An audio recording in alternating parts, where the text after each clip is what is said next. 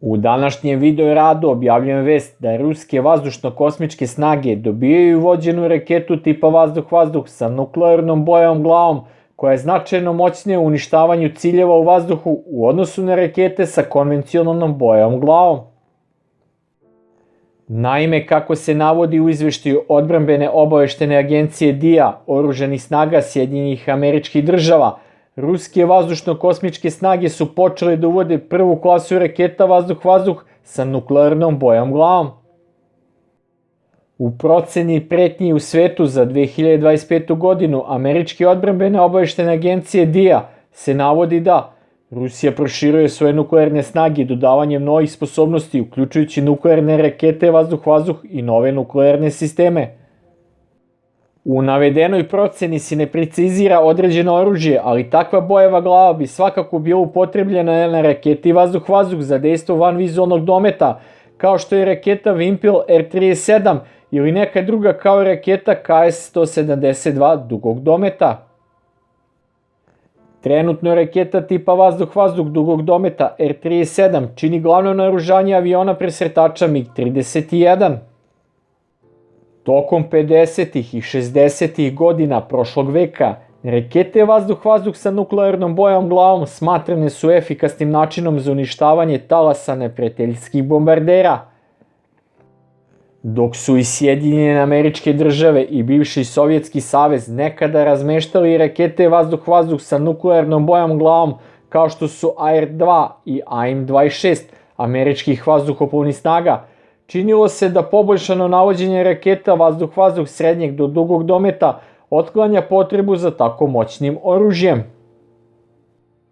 Izveštaj Vojne američke agencije za bezbednost ne nudi analizu zašto je Rusija primorana da upotrebljava rakete vazduh-vazduh sa nuklearnom bojevom glavom.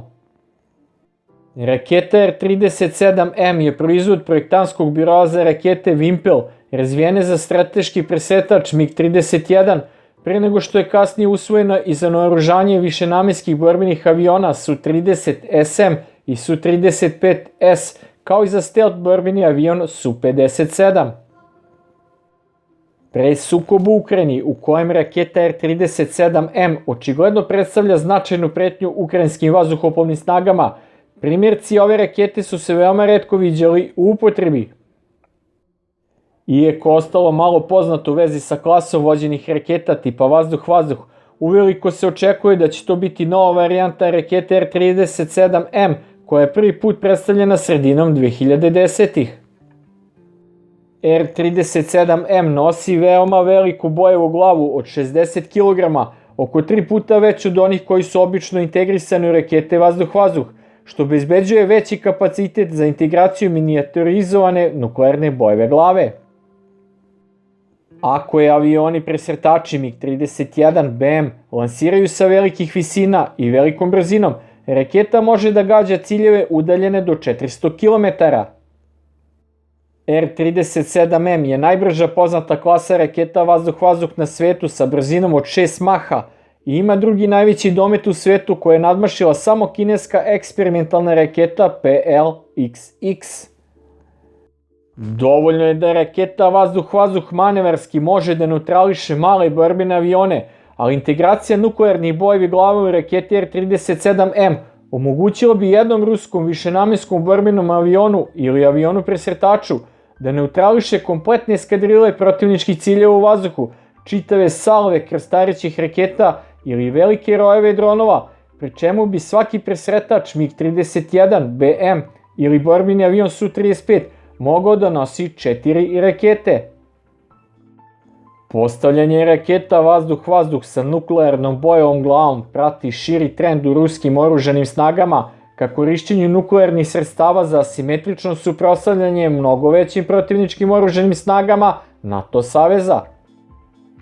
Nuklearno naoružana varijanta rakete R-37M mogla bi posebno biti korisna protiv stealth borbenih aviona kao što je F-35, koji je raspoređen u veoma značajnom i sve većem broju širom evropskih, arktičkih i daleko istočnih granica zemlje od strane Zapadnog bloka i njihovih savezničkih država. Iako ruski radari ne mogu da formiraju radarski odraz cilja stealth borbenog aviona F-35 na većim dometima dovoljno precizno da pogode takav borbeni avion na veoma velikim dometima, upotreba rakete vazduh-vazduh sa nuklearnom bojevom glavom smanjuje potrebu za preciznošću sa širokim radijusom eksplozije i širim elektromagnetnim impulsom koji su potencijalno veoma efikasni protiv takvih ciljeva. Raketa R-37M je borbeno testirana u Ukrajini, a njena efikasnost je ocenjena veoma pozitivno i u ruskim i u zapadnim izveštajima.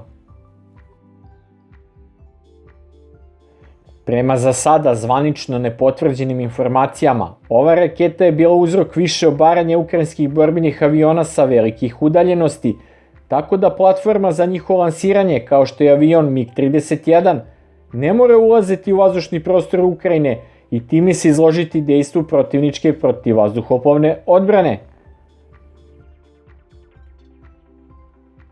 Ova raketa, koja se prvenstveno upotrebljava na avionima presretačima MiG-31BM, koji imaju daleko najveću brzinu krstarenja od svih borbenih aviona na svetu i nose daleko veće i moćnije pakete senzora od drugih ruskih borbenih aviona, pa zajedno danas čine najubojitiji sistem za uništavanje ciljeva u vazduhu.